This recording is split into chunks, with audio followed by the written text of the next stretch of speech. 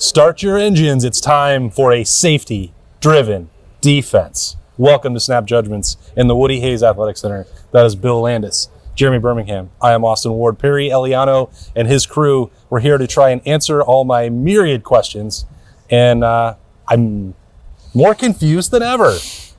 Bill, you've got the answers. No, well, what'd you learn? So, Perry, I think, is hesitant to say anything specific about the position that he coaches. That's not helping me. It's not helpful.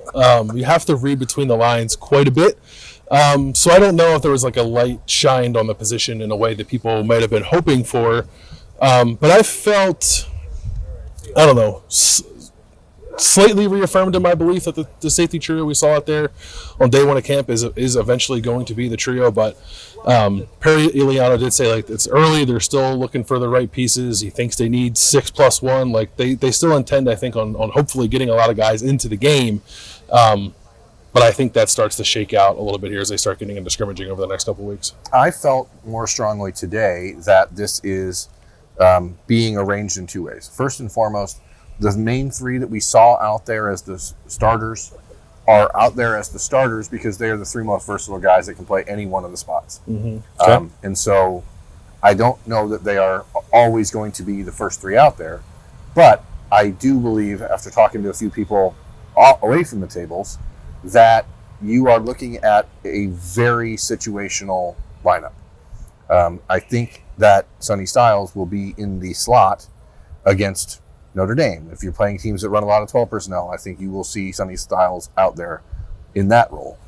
When you're playing a team that's perhaps a little bit more pass happy, I think you will see Cam Martinez move to the slot and Sonny Styles move back and start in that rotation. Now, and obviously that could change based on how people perform, but I do think that's sort of the goal from talking to people. It's to be situational, but to make sure that you have a base group that can play every position. And so I think in general terms, you should expect those first three to be the starters, but like the starter in name only, the Sino. Yeah, I think that's kind of where I'm at as I try and piece it together in my mind, is that if you were trying to look for a traditional depth chart and say, this is the bandit, this is the adjuster, this is the nickel, and then you have a two deep from there, that's not the way this is going to work for Ohio State. I think you both have alluded to this and touched on that it's going to depend on what they see, and that Ohio State and Perry Eliano and Jim Knowles feel a lot more comfortable that they can interchange, dictate based on personnel groupings who's going to be on the field more than they were a year ago, where they sort of pinned themselves in. Something Perry Eliano said about, well, this is year two, and year one we felt like we had to, in fairness to the guys, let them learn one position because they had so much on their plate trying to pick up the entire system that they couldn't play all three spots. And I think we saw that over the course of the year, an unwillingness to really substitute much at all or to let them play different positions. So, Cameron Martinez and Sonny Styles probably have a bracket or an or on a depth chart, and it depends on who they're playing. And the same would be true for Sonny Styles or then Josh Proctor, a deep safety, or Jihad Carter, or maybe Lathan Ransom. I don't know, but that's probably, I think you just have to change the way you look at the depth chart because it's dependent on the week. And maybe not even just the week. It may be dependent on the series. It may be dependent on the strong. Like, what's your strength? You know what I mean? Oh, I got it. Yeah. It took me a while to get there. W-E-A-K. It took me a while to get there. But I do think it's important to hammer home the point that you made, which is, and what Perry Eliano said, this is year two. And for guys like Josh Proctor, who has been here since 2018, he has never had the same coach back-to-back years in the secondary. Right. And even when it was Kerry Combs and Matt Barnes, they were flipping assignments and doing, so this is a very different time for all these guys. Cameron Martinez has never played the same position 2 straight years since he's been here. So there is a sense that people understand terminology better. They understand what's expected a lot better. And we've talked a lot all offseason about being high on the secondary and saying it should be improved. But that is a primary driver for that belief. These kids actually know what the hell they're supposed to be doing this year. And I think that will go a long way towards making them more comfortable and, putting them in spots where they aren't out there looking like they're lost on an island. Yeah, I'm wondering how much of it is talk and how much of it will actually put into action when the games start, because I do think it's a deep room. I think they have probably 6 to 7 guys, as Perry Eliano said, that could theoretically start for this defense and probably play pretty well. But I also kind of feel like there's a little bit of separation. And this is maybe my personal preference because, like, Sonny Styles has not played a whole lot. Jahad Carter hasn't played here yet. So, like, I'm projecting a little bit when I say this. I think there's a little bit of separation between the group that we think is the first group and the guys that could theoretically play alongside them, rotate with them, whatever you want to call it. And there were times last year where I thought, like, they might get a little more situational with their personnel, and they really didn't. Like, with the exception of Sonny playing against Wisconsin and Sonny playing against Georgia, they pretty much played it straight up no matter what team they were playing and no matter what the strength of that team was. I guess maybe Northwestern too, and the wind was a little different. But, like, I thought they were going to play somebody else other than Tanner McAllister or Josh Proctor or Lathan Ransom at safety because of the matchup with Michael Mayer, and they didn't do that. They just played their starting defense. So I'm curious to see how it goes. I'm not trying to, like, write off Cameron Martinez or Josh Proctor because I do want to give those guys the benefit of the doubt, the ability to show that they can actually improve over the course of a year and grow more comfortable in a system. And I do think, regardless of what the role is, they're going to be important here, especially Cam for all the reasons that Berm said. But I hope they don't put themselves in a situation where they feel like they have to play all the guys just because they have them.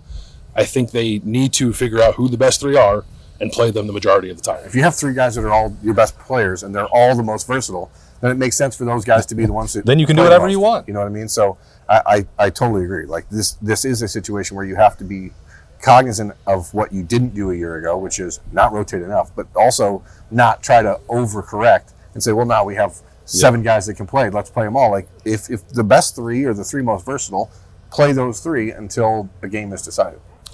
I think it's interesting to look at that changing dynamic at safety compared to spring, like the practice approach and the talk about how they're going to use this personnel. Like, now, we did not see every single practice in spring, but over the course of 15, every other day, every third day was Cameron Martinez and Jahad Carter exclusively at nickel, Josh Proctor exclusively playing deep safety, Lathan in the same spot that we see him now, and Sonny was still big nickel on the other thing. I don't. That's the part that sort of still trips me up, is that they weren't doing any of this other stuff or trying other positions. Now, you have plenty of time over the course of a summer to learn, and enough meetings and enough workouts that your planning and your decision making can change. But that's the part that I just find a little bit odd, because the work that they were doing in spring doesn't seem like it was setting them up for what they've done over the first 5 days, and that doesn't make maybe a great deal of difference, but it's hard for me to get past that, because you still are in March and April trying to prepare to win a championship at the end of the year, and I'm not sure what was accomplished by that, but maybe I'm not supposed to be. No, I think it's a fair point. The one little nugget that I kind of grabbed onto after spring was Jim Knowles saying that Sonny Styles was better in, like, the half field and the deep middle than they thought he would be, which suggested to me that they did do that stuff. We just didn't see it. But to what extent, I don't know. But to your point, if you thought maybe you were going to get to this point that we're at eventually, why not do it all the time? Yeah, and there's also, hearing a lot of conversation today about the guys that we aren't talking about. Malik Hartford, the noise around Malik Hartford is growing steadily. I mean, that's if we do a stock watch this week, which I don't know if we're gonna. I imagine we will. He's doing it right now. But I don't know, let's do some pre-stonk. I already made the move. Malik Hartford it's like this. Is moving. Jaden Bonsu, heard really good things about him in the first couple practices. Or did pick up that he tweaked an ankle a little bit and maybe a little bit hampered right now. But there's a lot of buzz around those freshmen. And then you figure out, is Kai Stokes able to be involved in this? Is he the guy who can make the leap to get himself back to the point where we were with him a spring ago? Sure. Where we're like, oh my gosh, this kid's a player. But maybe that was because, like, comparing him to some other guys that weren't able to make plays at the time. Like, I don't know. That's actually a really good point. Yeah. Like, we don't consider that in a moment, but right. Like, but it said more about the guys he was with than it did right. About. So now you look and say, okay, this room has really elevated itself. And I know people were extremely hard on Perry Eliano last year, and rightfully so. But I think you have to be patient enough to understand that things are changing. You mentioned... you guys keep moving over, don't you? You just keep moving. This is the same spot I was in. Whatever. America, do you ever recognize in the video sometimes how we just shift? We're like Tokyo Drift. My favorite movie, Tokyo Shift. Yeah, it's of the Fast and Furious movies, that is the best one. Tokyo Shift. No, it isn't. And how dare you for saying so? America, here's something I need you to know about Austin J. Ward, sports journalist. his favorite movie series and what he believes is the greatest Cinematic series of all time is Fast and the Furious, sir. No, that's not what it's called. Fast and the Furious. This kind of disrespect is How many are there? 10? uncalled for. Yes, there are 10. So there's 10 safeties, It's longevity. right? Let's play the role of who would be Vinny Gelati. What's his name? Vinny. He's right. He got it. It's Vinny Gelati. Who would be? Is that Lathan Ransom? Is it Josh Proctor? Who's Vinny? What's his name? Dominic Toretto. Which one's Dominic Toretto? Lathan Ransom. And when you're talking about guys getting a second year and an opportunity in the system, not only does Lathan Ransom have that, but he has a full offseason, which he has not had before.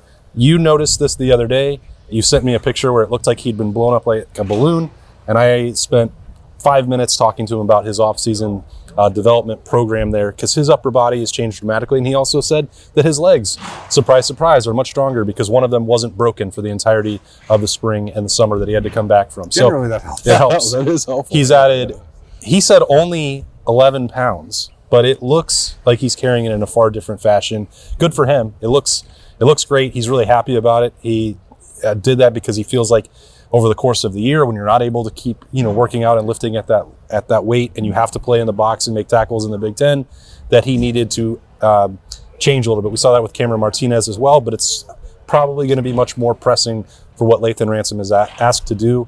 So I thought about this in the spring, the practices, those 15 that he missed a year ago, and then you could carry that over, getting a full summer with Mickey Marotti and all the rest of that. The fact that he was able to play it all was significant last year, but by the end of the year, you could see him dip a little bit, whether that was, physical fatigue, whether that was, the system or anything else that he was asked to do. I don't know. It doesn't really matter, but I think he's in a much better position now to carry on momentum and keep building because he's had the benefit of everything on the field and off the field for the last 7 months. It's a good base to work from, too, because I thought he was pretty good last year. He had the moment in the Georgia game that everyone remembers and sort of clouds the rest of the season, but there was a long stretch of the year where it was a conversation between he and Tommy Eichenberg on who's their best defender. Like, he was what's the Thorpe Awards semifinalist midway through the year. Like, he earned it. He did. He was a guy who was not on anyone's radar coming into the season. So, like to hear that about a guy who was that good last year, I think should excite people. I know there's like a lot of moving parts and we're trying to figure it all out, but we oftentimes forget about like the returning starter at that position who has a chance to be a very good safety this year. Safety-driven defense in the Fast and Furious saga. What a perfect combination. I like how you definitely navigated out of that conversation too, because I was going to get off the rails. Well, I'm a pro. I think he's talking about me. Talking to Awesome, not you. Vinny You're the one that spun the wheel, and I grabbed it back. Vinny Gelati. Not a character, by the way, but Until Fast and Furious 11. well, He drives an ice cream truck. The return of Gelati. literally on a cliffhanger. Spoiler alert for the end of Fast 10, which everyone should go see. It's the best of all time. Go do it, people. Go do it, America. You already have. Berm's the only one who hasn't because it's made $10 billion. We're going to end it there. This has been a great version of Snappy Jays and the Woody Hayes Athletic Center. We'll be back with more on Wednesday. Ryan Day and perhaps a special guest updating some goings-on at both Ohio State and perhaps around the country. We'll get to that when we get to that. But that'll do it from here. That's Bill and Berm. I'm Austin. Thanks for joining us. Ride or die.